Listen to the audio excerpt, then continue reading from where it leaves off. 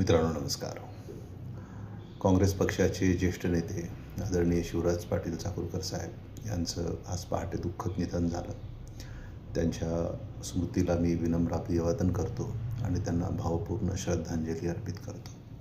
एक खूप मोठं नेतृत्व, एक खूप मोठं व्यक्तिमत्व हे आपल्यातनं सोडून आज आपल्याला गेलेलं आहे. ही एक न भरून निघणारी हानी आहे. अशी व्यक्तिमत्व शतकात एखादं जन्माला येत असतं आणि ते आपल्यामध्ये असणं किंवा तसं व्यक्तिमत्व, त्याचा सहवास आपल्याला लाभणं हे आपलं एक प्रकारे सौभाग्य असतं. आणि अशा या व्यक्तिमत्वाच्या सहवासात आपण राहिलो. आपल्या शहराची, गावाची ओळख अशा एका व्यक्तिमत्वामुळं निर्माण झाली. आपल्याला बाहेर, शहराच्या बाहेर, जिल्ह्याच्या बाहेर, राज्याच्या बाहेर, देशाच्या बाहेर आपल्याला त्यांच्या नावाने एक ओळख निर्माण झाली. खरं तर हे आपलं खूप मोठं सौभाग्य आहे. त्यांच्या प्राकृतिक अस्वास्थ्यामुळे मागच्या 1 महिन्यापासून साधारणतः त्यांची प्रकृती बरी नव्हती आणि शेवटी काळाने घाला हा त्यांच्यावरती घातला. आपल्या सगळ्यातनं काळ त्यांना घेऊन गेला, परंतु त्यांच्या आठवणी, त्यांचे विचार, त्यांच्या स्मृती, त्यांचे तत्त्व हे नेहमीच आपल्याला प्रेरणा देत राहतील आणि त्या दिशेने आपण आपल्या आयुष्याची वाटचाल करत राहू. शिवराज पाटील चाकूरकर साहेबांच्या बाबतीमध्ये त्यांची एक खूप मोठी प्रदीर्घ अशी राजकीय आणि सामाजिक कारकीर्द राहिलेली आहे. त्यांनी सुचवलेले अनेक निर्णय हे दीर्घकालीन परिणाम करणारे महाराष्ट्राच्या आणि देशाच्या राजकारणावरती ठरलेले आहे. त्यातला एक महत्त्वपूर्ण निर्णय म्हणजे पूर्वी आपल्याला माहिती आहे की 21 वर्ष हे मतदानाचा अधिकार असणारं वय होतं. 21 वर्ष झाल्याच्या नंतर आपल्याला मतदान करता यायचं. तो निर्णय 21 वर्षावरून 18 वर्ष करावा असा सुझाव देणारं व्यक्तिमत्व म्हणजे आदरणीय शिवराज पाटील चाकूरकर साहेब. तरुणांना मतदानाची संधी मिळाली पाहिजे, 18व्या वर्षी त्याला मतदान करता आलं पाहिजे, याच्या संदर्भातला निर्णय त्यांनी राजीव गांधी पंतप्रधान असताना सुचवला. असं औशाला एका सभेला मी त्यांच्यासोबत गेलेलो असताना त्यांनी त्यांच्या भाषणामध्ये उल्लेखित केलं. मला अजून स्पष्टपणाने आठवतं आहे.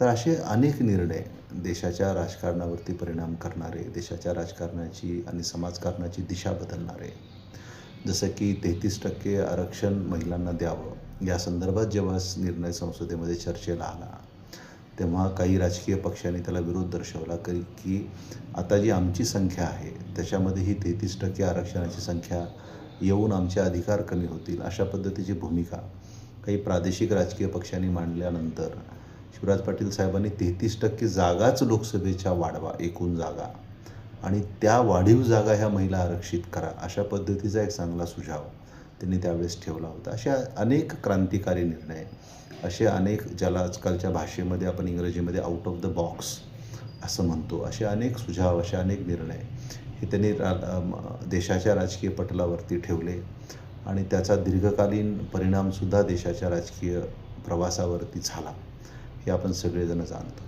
परंतु त्यांच्या या सगळ्या निर्णयापैकी मला जर त्यांना तुम्ही विश्लेषित करायला सांगाल तर एका ओळीमध्ये मी त्यांना विश्लेषित करतो की a leader who created leaders. एक असा नेता की ज्यांनी नेते घडवले आणि त्या नेते घडवण्याची सुरुवात ही आदरणीय विलासराव देशमुख साहेबांपासून होते.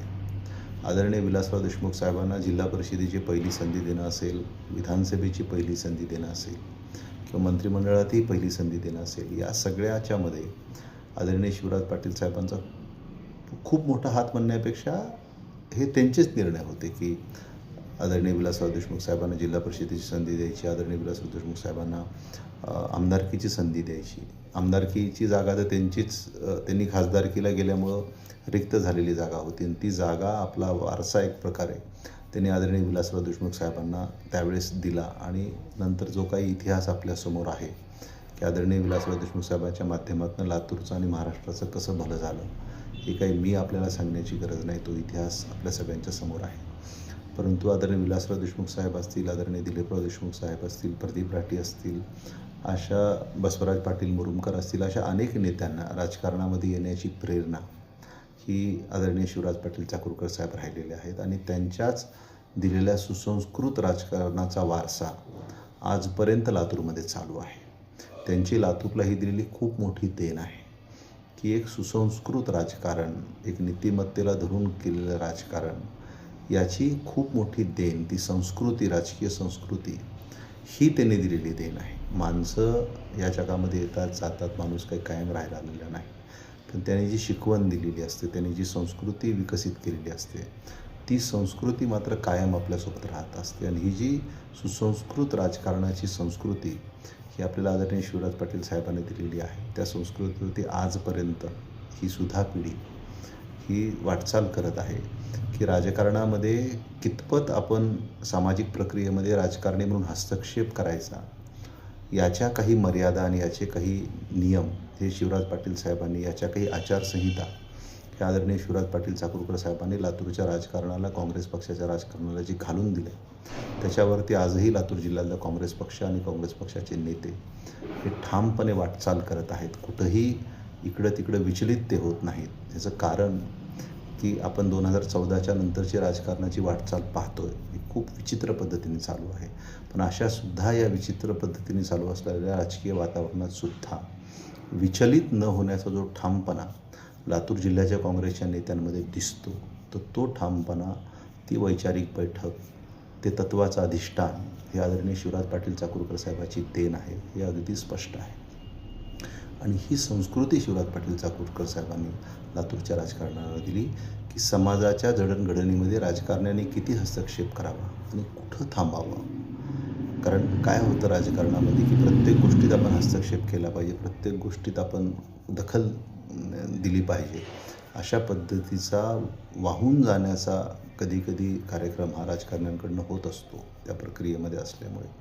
परंतु त्यातसुद्धा आपण कुठं थांबायचं, कितपत हस्तक्षेप करायचा, कुठं आपण आपला समतोल राखायचा, याची जी शिकवण आणि संस्कृती जी आदरणीय शिवराज पाटील साहेबांनी लातूर जिल्ह्याच्या काँग्रेस पक्षाला घालून दिली, राजकारणाला घालून दिली, त्यावर आज ती सगळ्यात मोठी देण आणि ठेवा आदरणीय शिवराज पाटील चाकूरकर साहेबाचा लातूरच्या राजकारणासाठी, लातूर जिल्ह्याच्या राजकारणासाठी राहिलेला आहे, असं माझं स्पष्ट मत आहे. त्यामुळे हे सगळे नेते हे आदरणीय शिवराज पाटील साहेबांनी घडवले, त्यांना राजकारणात येण्याची प्रेरणा दिली, त्यांना आधार दिला, त्यांना मोठं केलं आणि पर्यायाने लातूर जिल्ह्याचा त्यांनी फायदा करून दिला. म्हणून मी म्हणतो की a leader who created leaders, अशा पद्धतीची व्याख्या माझ्यासारखा एक राजकारणाचा विद्यार्थी असलेला माणूस आदरणीय शिवराज पाटील चाकूरकर साहेबांची करतो. मला या निमित्ताने एक माझा जीवनातला एक प्रसंग आठवतो की एकदा बोन्साय ही जी झाडांची प्रजाती आहे, त्याच्या एका प्रदर्शनासाठी मला प्रमुख पाहुणा म्हणून बोलवलं होतं आणि त्यामध्ये मी माझं मनोगत व्यक्त करताना असं म्हणालो होतो की बोन्साय ही जी प्रजाती असते ही अशा दृष्टीने असते की तिला आपल्या मनाप्रमाणे आपण आकार देऊन लहान ठेवू शकतो. गुणधर्म तेच राहतात, परंतु त्याचा आकार नियंत्रित आणि मर्यादित राहतो, मर्यादित आपण ठेवू शकतो.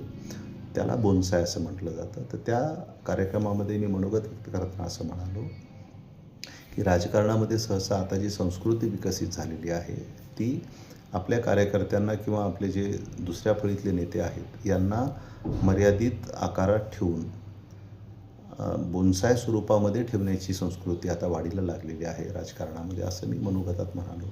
परंतु याला अपवाद आदरणीय विलासराव देशमुख साहेब राहिले, असं मी म्हणालो की त्यांनी वटवृक्षच लावले.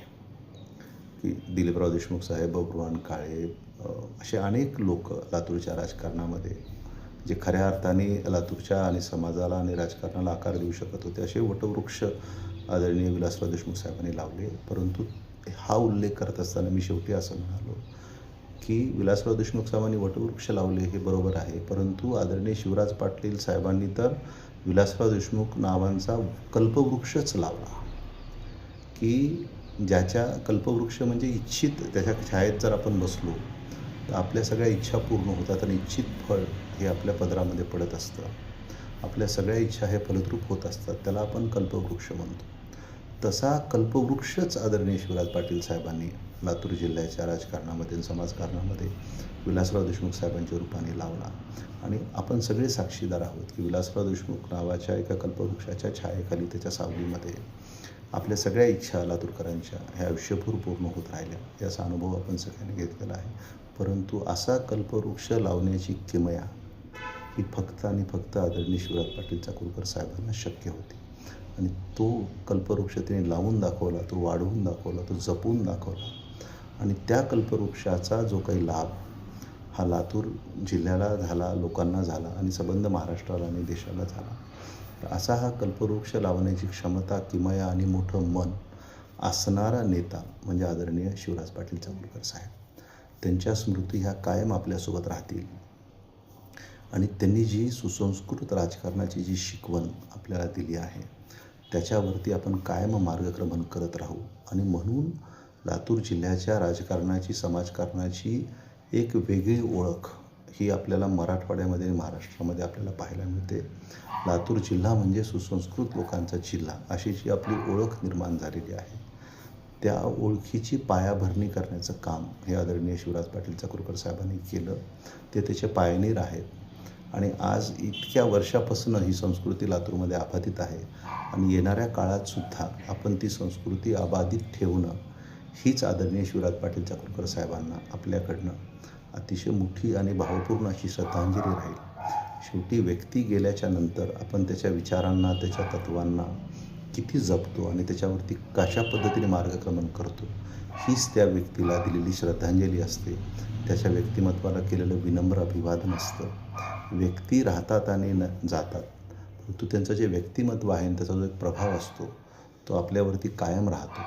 आणि जेही म्हणून लोक आदरणीय शिवराज पाटील साहेबांना पूर्ण श्रद्धांजली अर्पित करू इच्छितील, खऱ्या अर्थानं त्यांना श्रद्धांजली अर्पित करू इच्छितील, ते सगळे लोक त्यांच्या या विचाराला, त्यांच्या या सुसंस्कृत राजकारणाला आणि समाजकारणाला जपण्याचं काम येत्या काळात करतील आणि तीच खऱ्या अर्थानं त्यांना वाहिलेली भावपूर्ण श्रद्धांजली असेल.